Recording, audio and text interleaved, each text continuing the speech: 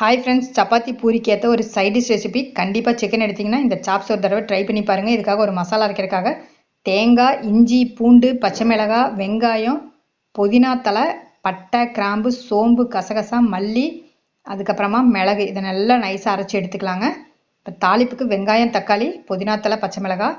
இப்போ ஒரு கடாயை ஆயில் விட்டு அடுப்பில் வச்சுட்டு காஞ்சதுக்கப்புறமா இதில் கல்பாசி, வெங்காயம், புதினா தலை, பச்சை மிளகாவை போட்டுக்கலாங்க. நல்லா மணமாக இருக்கும்.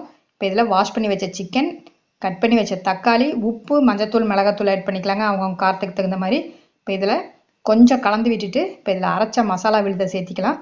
கொஞ்சமாக தண்ணீர் விட்டு இதை நல்லா கலந்து விட்டு ஒரு தட்டு போட்டு மூடி வச்சிட்டிங்கன்னா ஒரு 15 நிமிஷத்தில் இந்த சாப்ஸ் ரெடி ஆயிருங்க. இது இட்லி, தோசை, பூரி, பரோட்டா எல்லாத்துக்குமே ரொம்ப நல்லா இருக்குங்க. கண்டிப்பாக நீங்கள் ட்ரை பண்ணி பாருங்கள். இந்த வீடியோ பிடிச்சிருந்த ஒரு லைக் பட்டனை தட்ட மறந்துடாதீங்க. அப்படியே எங்கள் சேனலையும் சப்ஸ்கிரைப் பண்ணிக்கோங்க. அருமையான சிக்கன் சாப்ஸ் ரெடி.